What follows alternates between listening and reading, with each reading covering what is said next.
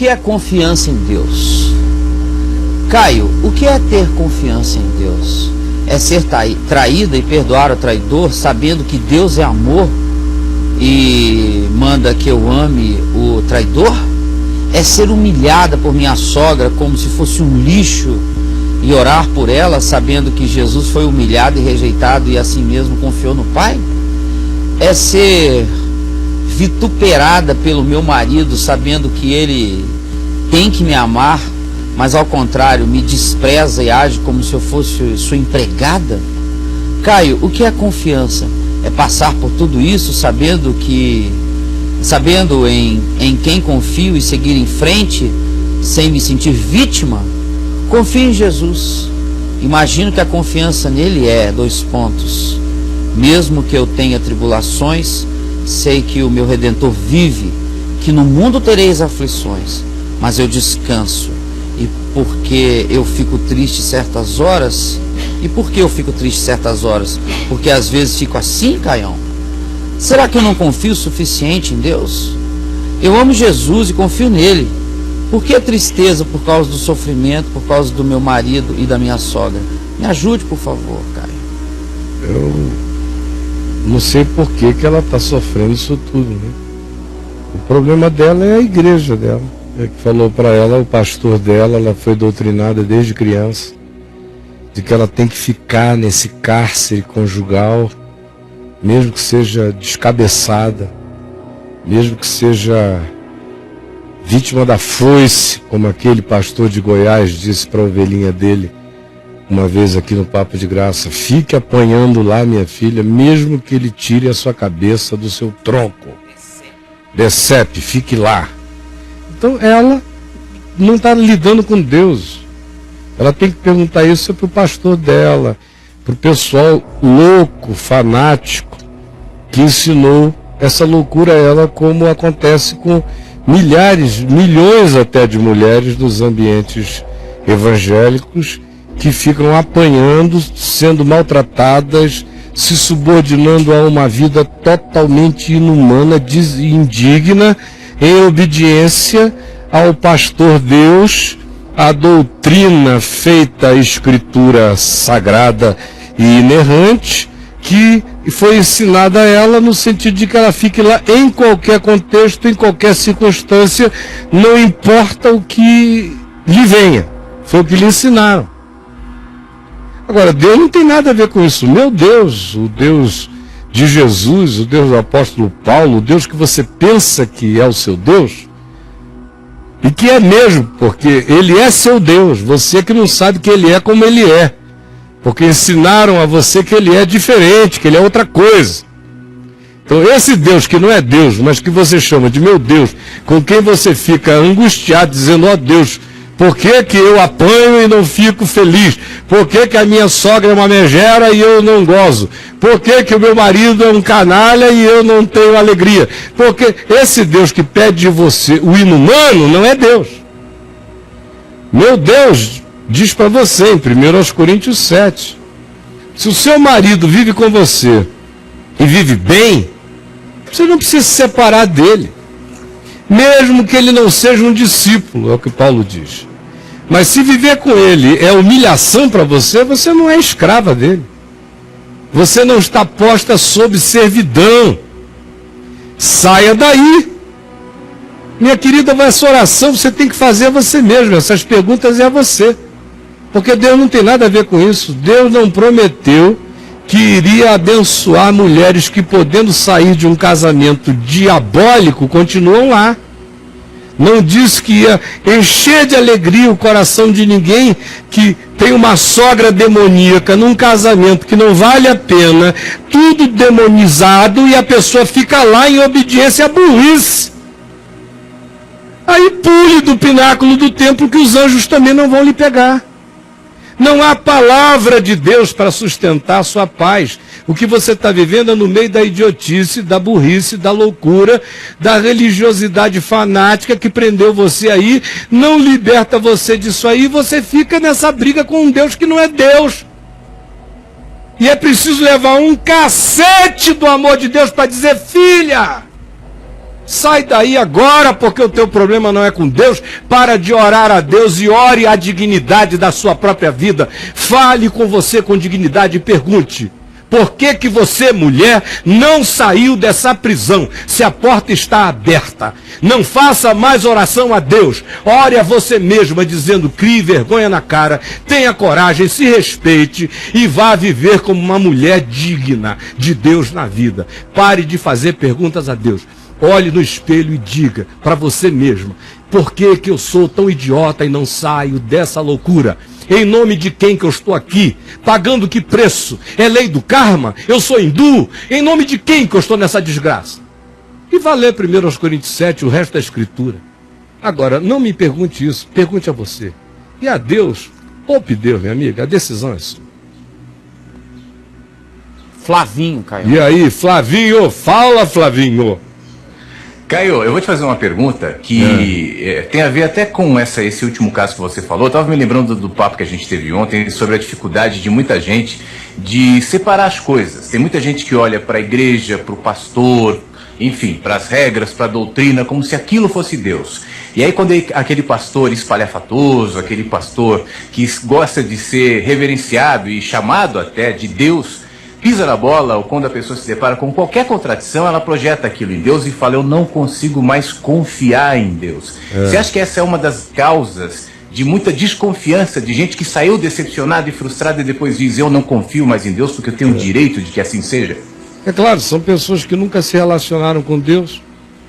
O Deus delas era uma projeção, elas sempre foram idólatras.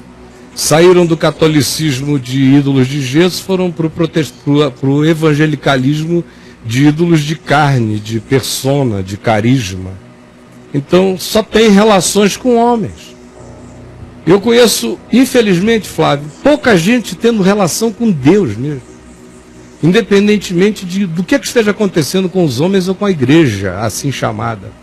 Eu vejo pastores desistindo da alegria do ministério, caindo no cinismo, por causa do fato de que eles não veem outros pastores sinceridade, eles desistem de Deus, de Jesus, do Evangelho.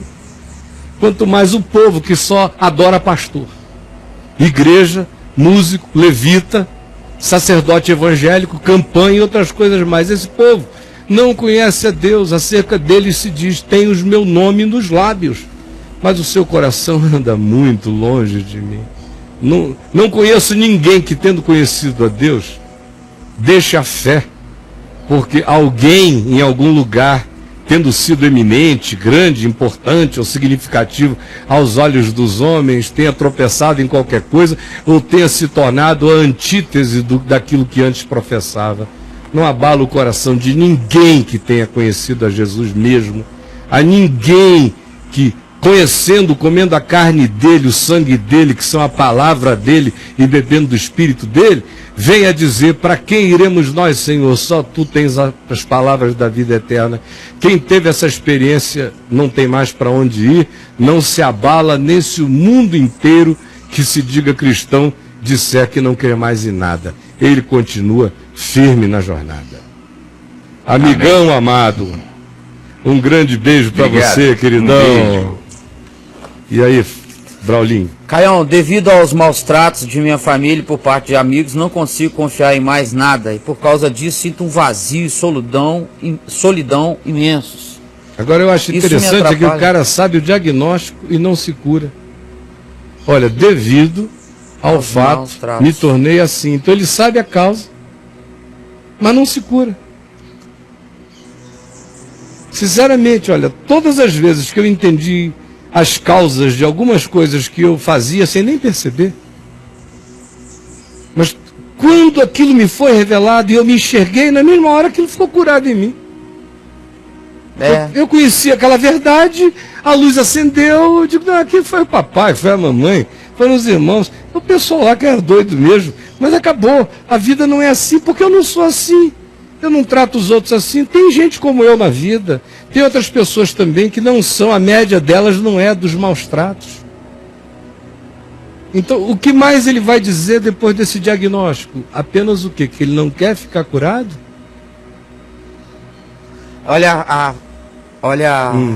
a reflexão é dela, é uma amiga, tá? Ela fala assim: Isso me atrapalha em meu relacionamento com Deus, pois se as pessoas que eu posso ver me desprezam por quem sou, então imagina aquilo que eu não posso ver. Ai, meu Deus, meu Jesus. Você vai derreter aí?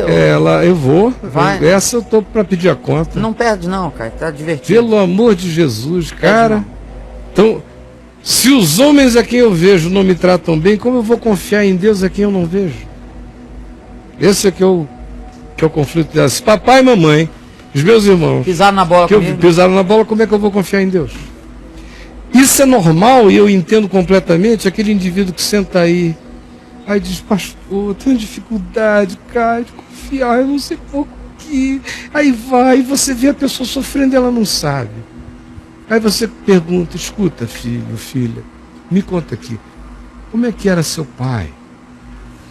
Aí a pessoa vem, papai era assim, batia na mamãe, não voltava para casa, não pagava as contas, eu passava vergonha todo mês na escola, porque nunca o pagamento estava feito, eu era levado à secretaria, aí vai contando, o pai não era responsável, a mãe distraída, os irmãos cada um por si.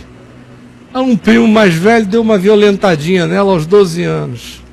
O primeiro namorado dela enganou-a, o segundo também, e o terceiro trocou pela prima. Isso. Aí ela está aqui dizendo, eu não consigo confiar em ninguém, mas eu não sei porquê.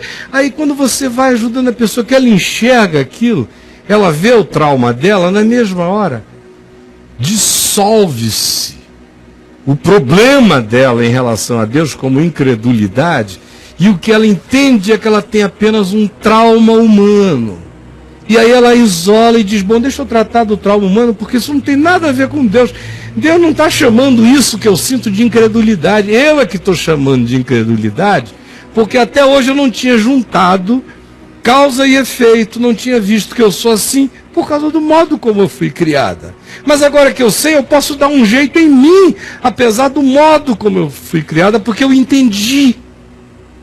A gente entende as coisas para mudá-las quando elas são mutáveis, ou para aceitá-las quando elas são imutáveis, e para ter esperança de mudança quando elas podem mudar. Só não maturaram ainda para acontecer, mas não é impossível que aconteça. Mas enquanto isto, eu não fico preso à expectativa da transformação dos outros. Eu continuo vivendo o meu processo de crescimento, de transformação, sem olhar para o lado, na perspectiva de que a mudança deles possa me animar ou não mudança deles possa me desanimar, porque eu estou olhando para o Senhor. Agora, ela nem ao Senhor chegou. Tudo que essa senhora tem, ou essa menina tem, na vida é gente que não presta. Ela não tem nada, não conheceu Deus, não lambeu, não cheirou, não provou, não sabe nada. Nada, não houve um arranhão da palavra nela ainda, nada, só tem pai, mãe, gente que não presta, todo mundo da mesma laia. Então, se eles que deveriam me amar não me amam, Deus certamente também não me ama. Fiz a minha síntese filosófica. Deus é mau porque papai é mau. Deus é indiferente porque mamãe é indiferente. Os anjos não estão nem aí porque os meus irmãos não querem saber de mim. Então, seja no céu como é assim na terra. A oração dela é ao contrário. Seja no céu como é aqui na terra. Então, aqui na terra, papai não presta, mamãe não presta, meus irmãos não querem nada comigo, seja assim no céu. O Pai Nosso dela é o padrasto nosso de cada dia, não nos falte hoje. Aí, conclusão. Com esse tipo de falta de experiência de Deus, de evangelho, de palavra, fica só religião com trauma familiar e o subproduto é uma alma com essa síntese de tamanho minimalismo infantil, apequenado, medíocre e infelicitante. E que ela acha que é uma coisa extraordinária essa reflexão. O pior dela é que ela se acha nessa reflexão. É uma reflexão de uma pessoa cheia de si na argumentação da sua própria tolice. Ou seja, ela se dá uma razão enorme. Eu só posso pedir que o Espírito Santo ilumine você, para você entender o tamanho da sua loucura, da sua insensatez, da sua tolice. Mas eu não tenho os mecanismos humanos para mudar seu coração. Que o Senhor visite você com luz, minha filha, e tire você dessa escuridão de uma mente infantilizada e enganada por uma pseudo-reflexão adulta, que é absolutamente imbecilizada pelo trauma emocional da sua alminha castigada e que se vinga de Deus, da vida e dos outros, não querendo entender o que, entendendo, livrará você de ter que caminhar lambendo essa ferida que já se transformou em enfermidade de estimação, em argumento de amargura. Essa é a realidade na sua vida. O que passar disso é mentira sua. E aí? Caião, Provérbios 16:1 diz que o coração do homem pode fazer planos, que a resposta certa vem dos lábios do Senhor. Já fiz muitos planos, Caio, e 95% deles se frustraram. Graças a Deus, né? Por isso tenho dificuldade de confiar, sabe? É? Porque Deus não aprova o Enem dele, não gabarita a prova dele? Não gabaritou, ele errou tudo. Graças a Deus. Isso acontece principalmente na área profissional. Como posso confiar, cara? Me deu uma luz. Ele só quer confiar se tudo que ele planejar Deus fizer? Só no filé. Ele não confia que tudo que ele não consegue, ele também está sendo poupado de um mal maior? Eu não vou explicar mais nada para ele, não. Não, cara. Nem para ninguém. Sigam os seus próprios conselhos. Um abacuquezinho, cara. Sigam os seus próprios conselhos. Porque o cara tem palavra, tem evangelho sendo anunciado todo dia aqui. Só se ele chegou hoje. Mas se ele está me ouvindo há pelo menos dias, isso já tinha que ser outra coisa dentro dele. Sigam os seus próprios conselhos. Sigam os seus próprios conselhos. Olha o que Deus diz. Porque, meu amigo, a fartura de palavra é muito grande. Se ele fizer mais nada, ficar parado aí, nas próximas 24 horas, ele vai ter infarto de tanto evangelho que ele vai ouvir no canal 1, no canal 2, no canal 3, é o dia inteiro palavra, palavra. E não é brincadeira, é evangelho, é ensino. Mas o coração tem que estar blindado para chegar nesse nível aqui. Repete, por favor. Deixa eu voltar lá. Que tristeza. É triste, cara. Você fala, a palavra fala, está tudo aqui. Na mão dele. Ele não está morando na ilha de Páscoa, no meio do Pacífico. Não. Ele está aqui. A palavra. Judá, prepara o pessoal recebendo aquelas Bíblias lá naquelas ilhas distantes daqui a pouco. Vamos lá? Vai. Provérbios 16:1 diz que o coração do homem pode fazer planos. Mas a resposta certa vem dos lábios do Senhor. Graças a Deus. Então o homem faz planos. O homem fica contente quando Deus confirma o que confirma. Não é confirma os planos, a resposta certa. O coração do homem criou 10 planos, a resposta certa confirmou uma coisa ou nenhuma. E o cara que é esperto na fé fica grato porque foi salvo de 10 abacaxis. O bobo não. O bobo não. O que mais? Já fiz muitos planos, Caio, e 95% deles se frustraram. Graças a Deus. Por isso, ele devia agradecer pelos 5 e continuar planejando. Olha, o que ele fez de plano na vida não é nada perto do que eu já fiz. Imagina, a minha cabeça é um horror, brother. Cada 10 segundos da minha vida eu pensei diferentes coisas, não umas das outras, eu penso muito o dia inteiro. Eu não paro de pensar, eu sou um horror. Tudo que ele pensar aqui é pouco perto do que eu já pensei e do que planejei e não realizei, graças a Deus. Isso é que faz diferença entre um homem que vai ficando sábio e um menino que vai ficando insensato. O que mais? Por isso tenho dificuldade de confiar. Não. Ele é só um adulado que quer um Deus de playboy, não quer um Deus de homem. Ele quer um Deus de playboy, não quer um Deus de homem. Tem muita divindade na macumba, em outros cultos por aí, que aceitam essa relação de toma lá da cá. O eterno não.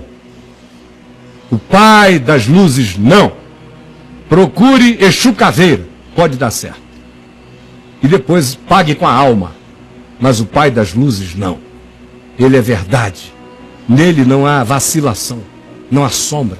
Ele nunca atenderá a minha oração para o mal. Mas se eu pedir, lutar, ele pode simplesmente dizer, tá bom. Concedeu-lhes o que queriam, mas fez definhar-lhes a alma. É horrível quando Deus diz, sigam seus próprios conselhos. Cara, eu não quero que Deus diga isso para mim jamais. Fica à vontade, Caio. Meu espírito se retirará de você. Ande conforme o seu entendimento. Não molestarei mais você para a vida. Deus me salve desse dia, dessa hora. Eu estarei perdido para sempre. Salmo 81 diz, ouço uma linguagem que eu não conhecera. Livrei os seus ombros do peso e as suas mãos foram livres dos cestos. Clamaste na angústia e eu te livrei na angústia. Não foi para fazer uma torre, na angústia você não me pediu e eu te socorri. Do recôndito do trovão eu te respondi.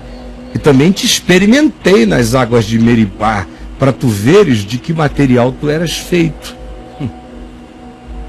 Ouve, povo meu, quero exortar-te.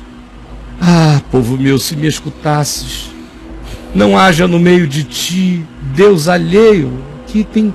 Ele só pensa assim por causa do Deus estranho que os evangélicos cultuam hoje e que gera esse tipo de expectativa mentirosa no coração dos homens, por causa do Deus alheio, do Deus do Kenneth Reagan, que não é o Deus de Jesus Cristo, esse Deus alheio que recebe ordens de Deus, que dá ordens a Deus, esse Deus alheio que recebe ordem de homens.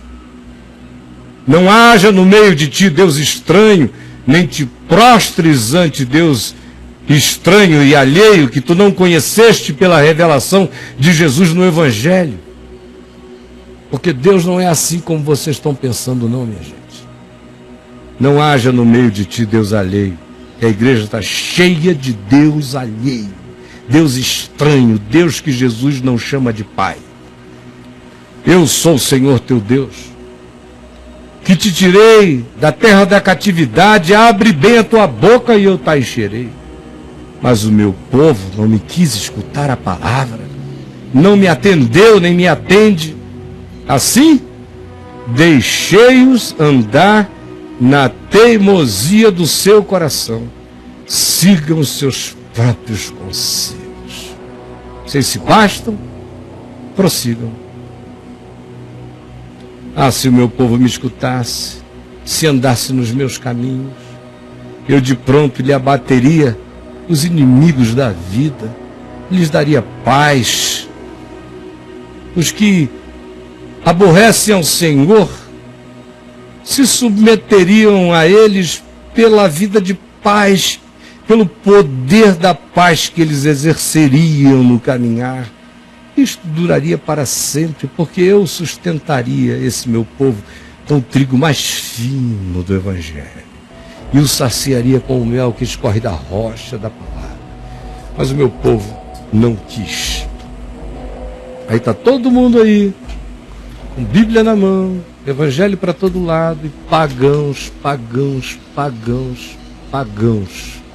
Muito mais pagãos do que os pobrezinhos que vão receber essas Bíblias para ler pela primeira vez. Olha lá, Judá, roda. Há muita. Olha, gente, tudo na mão, tudo para todo lado. É apertar um botão, a palavra está aí.